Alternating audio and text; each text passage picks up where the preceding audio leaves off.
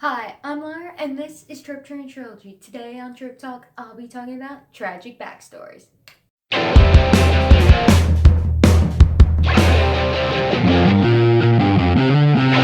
First, I will like to acknowledge I did film last week's video, but I hated it, so I will not post it. Now, back to our regularly scheduled Trope Talk. First off, what is a tragic backstory?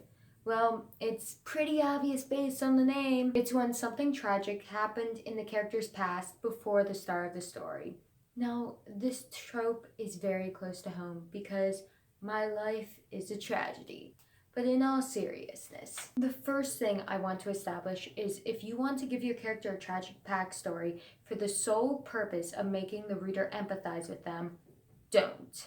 Just don't. Your character's personality and actions should be what makes the reader empathize with them, not something that happened to them in their past. The purpose of a backstory is to explain your character's fears, beliefs, motivation, and personality, along with setting up the story in a realistic and believable way. And though your backstory can accomplish more than that, that is its purpose. So if all it does is make your character sympathetic, it's not doing its job. However, with so many books I've read, I feel like there's some sort of competition to see whose protagonist can have the most pathetic childhood. I need to state now, your character, specifically your protagonist, does not need a tragic backstory. A tragic backstory should be a deliberate decision for your story, not the default. Personally, I find the more extreme the tragedy within the backstory, the harder it is to pull off. And I feel like there's a slight difference between a straight up tragic backstory and a crappy childhood or crappy past, in that one is a lot more extreme than the other. As in a tragic backstory, oh, your entire family died. Whereas crappy past, oh, you're in poverty, but no one is dead, and you all like each other. Like, that's the main difference I see. And when writing a backstory, the tragedies within it should flow together in a sort of cause and effect way. Because when it's a bunch of unrelated tragedies piled on top of each other, it seems more like a forced attempt at a sob story as opposed to someone's actual life. And if your character does need a tragic backstory, remember it doesn't have to be the most tragic backstory in the history of tragic backstories. People will still feel bad for your character if their entire family wasn't murdered and they're forced to be a child soldier, okay? You can make smaller things that are bad happen to them. You don't need to make all the bad things happen. But also, when you give your character a tragic backstory, it's important to know that tragic backstory does not end at the start of the book. And if you give your character a tragic backstory, you gotta go all the way. That means anger, depression, irrational behavior, PTSD, and even indoctrination.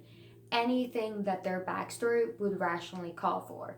And the reason I added in indoctrination is because I've noticed there are several books and movies I've seen where a character is essentially a child soldier, but they go against the people who kidnapped and forced him to be a soldier pretty quickly within the story, which doesn't make sense. They should be indoctrinated, but if you're wondering, that's why I felt the need to add indoctrination in there. So if you want a fun, adorable, and innocent character, maybe a tragic backstory is not for you. Now, you could probably still give them a crappy past and still give them that behavior, but a tragic backstory is definitely a stretch. Now, this is a personal preference, but I felt I'd say it anyway. I personally don't like it when the events of the backstory are darker and more intense than the events of the actual story. Mainly because your story should be increasingly getting more intense and should be the most intense at the climax. So when the backstory is so overblown and hardcore, and then the rest of the story is pretty like average, kind of feel like there's a disconnect. And though this is my personal preference, I would still say it doesn't apply to contemporaries about healing, because the main point is it's supposed to get better, so that's a bit different. And now that I'm done talking about the generals of a tragic backstory, it's time to give examples. These examples don't really give away any major spoilers. I'll just talk about the character's behavior, and it will talk about their backstory, which is established at the beginning of the books. I'm going to give 3 examples of different types of tragic backstories. My first example is a straight up, well done tragic backstory. And that example is Katniss Everdeen from The Hunger Games. So why do I think her tragic backstory is good? Firstly, every tragedy within her past flows together and with the story and the setting. First, she lives in a poor mining community run by a totalitarian government, which isn't a tragic backstory, that's just a crappy setting.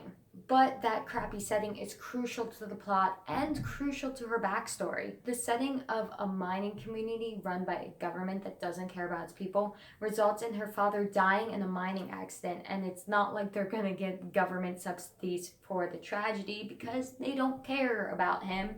Because it's a totalitarian government, what else do you expect? This initial tragedy results in Katniss's mother shutting down, which forces Katniss to take the mantle of the leader of their household for her starving family. Now, death of a father and child neglect is a pretty extreme backstory. However, since the setting caused the initial tragedy, which in turn caused the later tragedies, it doesn't feel forced and it fits pretty well within the story. Mainly, it doesn't feel like a sad attempt at making Katniss feel pitiful, and it actually makes sense. But the really well done part about Katniss's backstory is how it affects her character.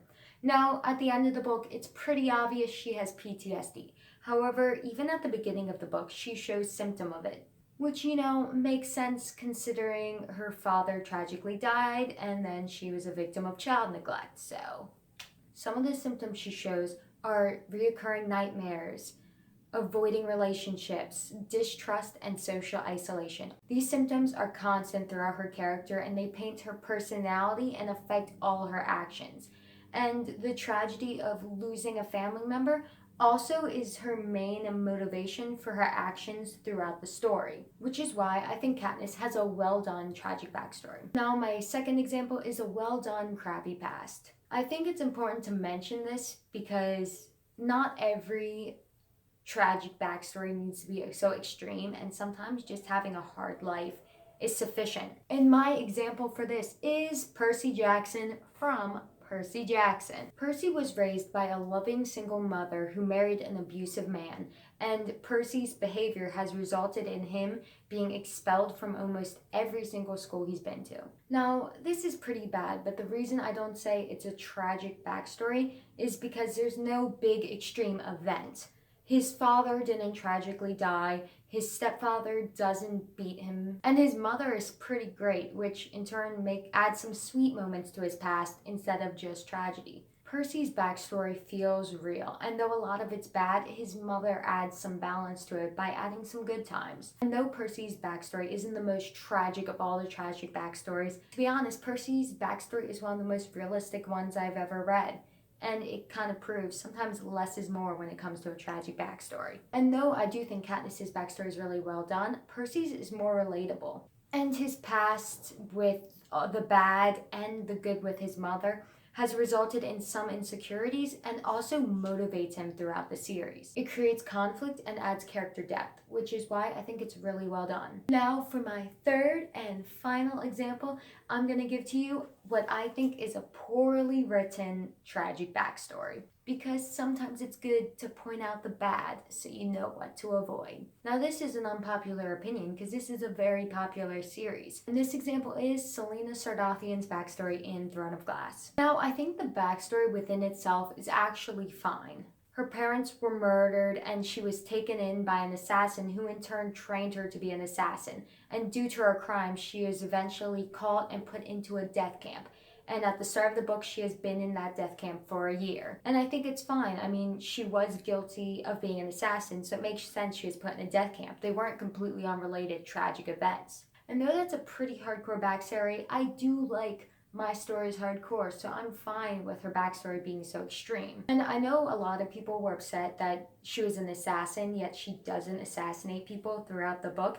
However, that's not really my problem with her. I mean, Selena is a prisoner of the crown, so it makes sense that she can't go around killing whoever she wants. What doesn't make sense is she literally just left a death camp, yet she acts more like a cocky #relatable teen girl as opposed to someone who, I don't know, just left a death camp. And though she is fighting for her freedom instead of dedicating her time to training and gaining her strength back, which the book does say she lost strength due to being in a death camp, which makes sense. Most people lose strength when they're in a camp that's literally only purpose is to work them to death. However, despite spending a year in a death camp, she's still more physically fit than the average person. And her physical weakness never actually affects the plot, making it pointless. But anyway, back to her behavior. Instead of training, she spends her time fangirling over books, freaking out over puppies,